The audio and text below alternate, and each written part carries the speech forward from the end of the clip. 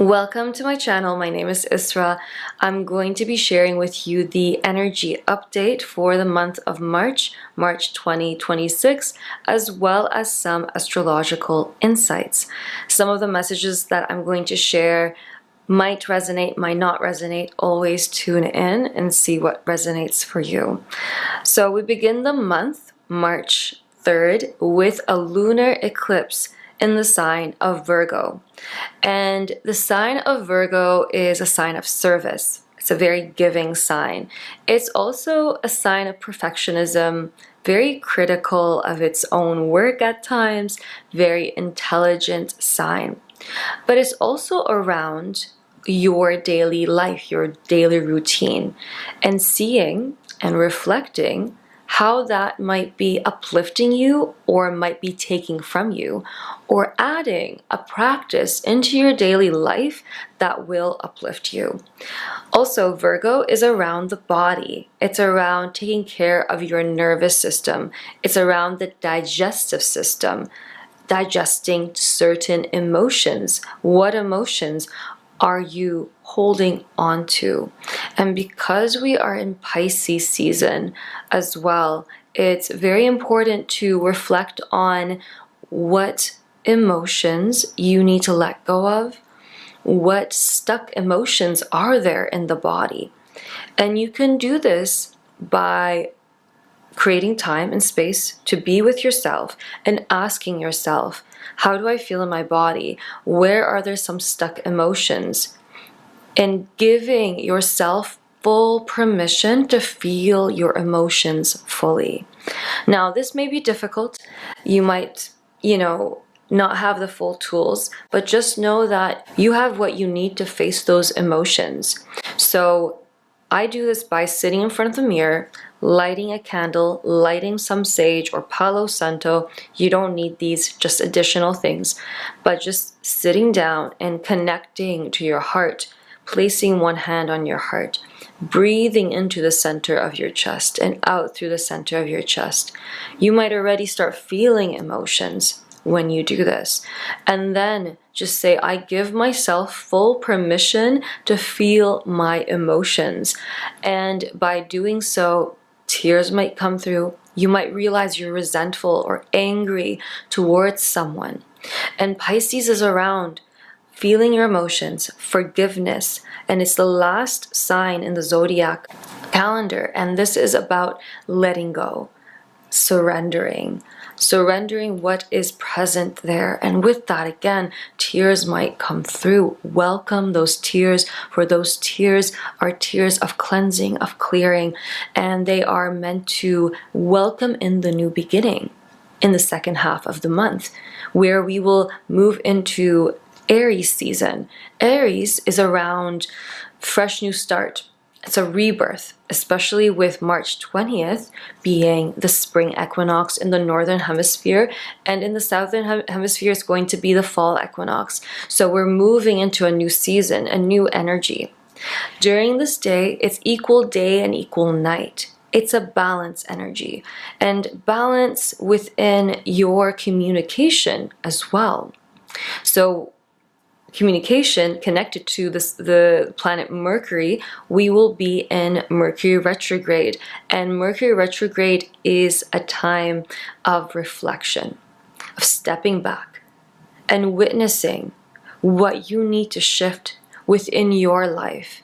And the way you communicate, you might be placed in situations where you're needing to reflect on how you communicate to yourself. Are you uplifting yourself when you speak to yourself? Are you bringing yourself down? Or how you're communicating with another person, maybe your partner, maybe your friend. How are you communicating? Are you coming from a compassionate place, or is it coming from a very impulsive place? For example, communicating. Are you communicating from your heart? Are you communicating from a loving place? Are you communicating from a place where you're stepping back and reflecting instead of impulsively saying whatever is on your mind? because that's not going to be conducive of an effective or productive kind of conversation. So really taking the time to do that. Also, Mercury retrograde is around taking your time when signing a contract, really reading the details, and if your gut feeling, your intuition is speaking to you, to notice that and to be like, okay, there's a reason why I'm feeling off. Maybe I need to take some time to reflect and not right away sign that or get right into this thing. Reflecting on that is very important because it might save you time in the future. Very, very important. So Aries season, second half of the month, spring equinox, welcoming in this new energy. The spring equinox is around fertility, around rebirth, bringing in new energy. And with rebirth, there can be an energy of transformation, transforming, letting go of the past, breaking cycles, and welcoming in the new. We can bring in new cycles by becoming aware of certain things within our lives. And that's why it's so important to create time to reflect. And a lunar eclipse, which is happening on March 3rd, is a full moon, a very, very powerful full moon. And in general, full moons, they're time where things that were hidden are illuminated. The moon, the light of the moon, illuminating what was hidden in the dark within our psyche. And so when we reflect on that, and it actually gets magnified for some people during this time, where we can't run away from it or unsee it. We have to see it. And this is why it's going to be so important and crucial to create time to reflect, to think, and to listen to your intuition, to listen to your inner voice, to see what certain beliefs are conducting your life. Maybe how you're limiting yourself and how you express yourself out there in the world. And so asking yourself, how can I expand? How can I allow myself to expand even more without being afraid? And why am I limiting how much I'm receiving? Thinking of the sign of Virgo, Virgo is around giving and giving. It's a beautiful sign of service and paying attention to the details. But very, very important is to also fill up your own cup. Are you creating time to fill up your own cup? To take care of your nervous system, to slow down, to listen. Pisces is also a very giving sign.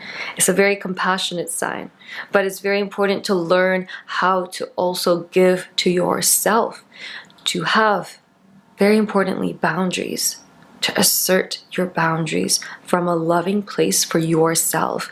Sometimes it could feel selfish because that is what society has programmed within us, that we feel selfish if we give to ourselves, or it feels off if we do that. But this is all a lie to keep us away from truly slowing down and taking care of ourselves. Because when we take care of ourselves, we take care of our body, then we can hear our inner voice. We can delve into a greater, deeper level of sensuality, of living life, of joy.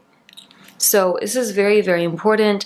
You can take care of your nervous system by doing some sort of movement, yoga, dance, very liberating, high intensity workouts, going to the gym. It doesn't have to be at the gym, it could be at home. Following a YouTube video which will give you guidance around maybe Qigong.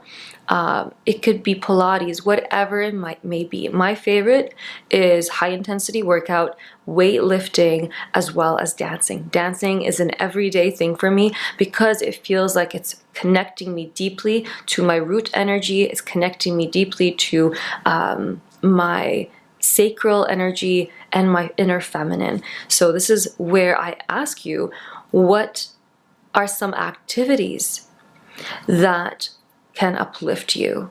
And really finding those things for yourself that bring you joy, that uplift you, is very important. With the spring equinox, some practices that you can do is to clean out your home, to bring in new energy, letting go of old items that you're not using clothes that you're not wearing that might not be bringing you joy, to donate them. And this will bring in a greater level of abundance as well into your life. And noticing within your energy field, and you can do this by tuning in, just closing your eyes, connecting to your body, and saying, am I open to receiving more, or am I limiting myself? Sometimes this could be to do with ancestral karma, where there are things that are blocking you from receiving certain beliefs. Again, that's why it's so important to meditate and sit down, to become aware, to do self-research, to understand yourself, because that is a very attractive thing as well. When you create time to listen, to reflect, and to understand yourself, because then you can grow as a person. Not this surface level of, oh, I'm doing the work, but not really doing the work. Are you truly delving into yourself, allowing and giving yourself permission to see your shadows and becoming vulnerable? Which can be difficult because we have this belief that if we go in that direction, that we're weak. But it's the opposite. This is where we need to rewrite certain beliefs, reprogram the mind to realize that this is not true. And so for me, I thought I was not strong enough because I had these beliefs. If I feel these emotions, that means I'm weak and that there's no one to help me and that I'm doing this all alone. But ask for support. We are not meant to do things on our own. We are meant to ask for help. We're meant to operate as a village. And this is why, for example, as women, especially when a woman becomes a mom, to do that all on her own, especially single moms, that's too much. This is called burnout. This is too much on the nervous system. This is where asking for help is a must, and to not be afraid to ask for help, that you are strong when you ask for help, because when you ask for help, you give permission for other people to also do the same thing, because people might be afraid and they're like, I don't want to be too much. The fear of being too much is so big, and it's very important that we also rewrite this. What beliefs are holding me back from my own expansion, from receiving greater joy in my life? Another point that's been personally coming through for me is structure. How am I structuring my daily life? What is taking from my energy? What is uplifting my body? Am I nourishing my body, eating the right foods? Or am I just eating out constantly? Because eating out constantly, it's not going to be the healthiest ingredients when you buy from a restaurant, and that's why it's so important to have a plan as to what you're going to eat. Maybe more bone broth, or having some sort of ginger shot to help with your digestive system, or more microgreens, which are packed with many minerals and nutrients, and this will be great for your liver. Greens are very important for the liver, for cleaning out the body. And another thing is detoxifying. So during the springtime, actually detoxification is a great time. Dandelion root tea, as well as celery juice or a whole lemon, and drinking that, placing it in a blender with some water and drinking that can be really great for the liver. Milk thistle. All of these, they're really great for the liver. And when you have a healthy liver, you have a healthy body. And when your liver is healthy, your immune system is also healthy. Your hormones are functioning greatly, as well as your gut health. Your gut is connected to your mood as well. So the body is in focus this month with the energy of Virgo. And if you are getting sick quite often, it's important that you do take care of your body. Your body gives you warning signs. Do not wait until things get really bad, because sometimes people think that things happened overnight, but they didn't. We're just so disconnected from our body because of the fast-paced living, because of just being so focused on work and making money and not having enough time to slow down and listen to the body. We are walking but not connected in our body, and when we're not connected to our body, we're not connected to our sensuality. And this is really impactful when it comes to experiencing pleasure, pleasure of life, pleasure when eating, pleasure when connecting physically with someone else or with yourself. It's so important. And so we seek external stimulation, but internally we need to come back internally to our body and see how we're feeling. We don't need that excessive amount of stimulation to experience pleasure. It could be so subtle, but we need to connect to the body to reconnect back to that subtlety. So this is, again, practice of connecting to your emotions. And if you need some sort of professional help around that, where you have someone holding space for you, I would highly recommend that. That is what I personally did, but eventually I moved into doing it on my own because I am someone who feels so deeply. I am someone who could see certain things that other people can't, and with that, a lot of emotion can come through. And so processing and digesting those emotions is so, so crucial. And with that, you can start manifesting so much more of what you desire and giving yourself permission to dream big. So with Aries energy, it's taking action. It's a fire sign. It's about just starting that new project. And we're in the year of the fire horse, so really using that double fire energy and taking your power back and creating what you desire. When you are of service to others, when you're creating from your heart, that is so attractive. You feel so uplifted. And that is contagious energy that will help other people to step into that. It will trigger some people, but that's okay. It is meant to trigger them back into their power. And on the topic of the body, asking your body, what do I need? What do I need in this moment? In this moment, I need some time to process my emotions. In this moment, I desire to connect with someone so deeply, to be held, to be touched in ways I've never been touched before. Or it might be to eat some soup, something nourishing. What do I need in this moment? And you can write this down in your journal to really reflect on it. Give yourself time to reflect on these things. So I took out some cards from the Inner Temple. I've been using this card deck quite a bit. So it's from Rebecca Campbell.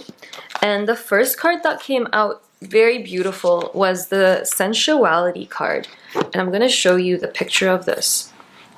It's a woman just opening up into receiving. And I think of the energy of Hathor, the Egyptian goddess of dance, sensuality, music. And this is just opening up the heart. Very feminine energy, actually, very sensual energy. And I'm going to read from the book because this really highlights the message. So sensuality is different from sexuality. Sensuality embraces the pleasures of life. So thinking about the five senses, drinking ceremonial great cacao, for example, it's an aphrodisiac. I add maca powder, which is also great for increasing libido. And this is going to help you to connect to your body. So using food as a way to connect more deeply into your sacral energy, nourishing your body on the emotional and physical level will allow you to delve more deeply into your sensuality.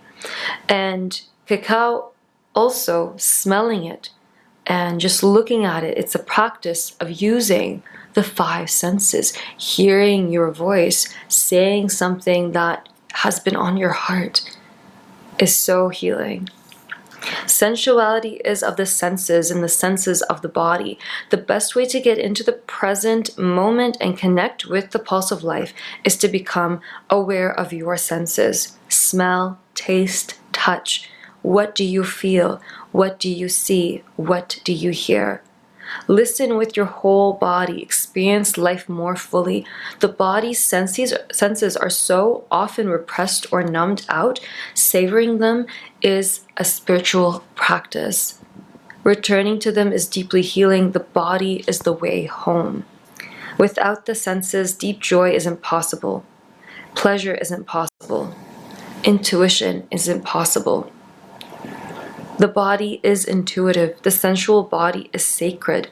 Return to the present moment through the gateway of your senses. Return to the pleasures of life through the gateway of your senses.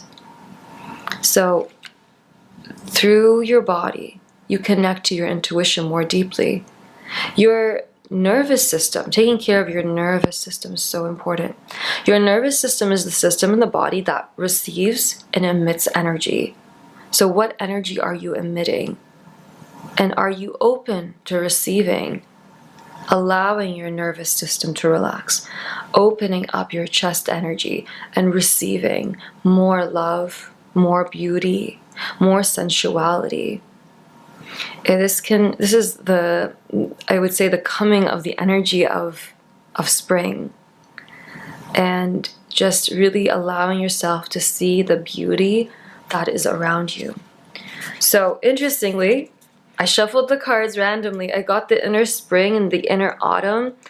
And again, seeing the beauty, this is such a spot on card for March. Really amazing. This is a balance card.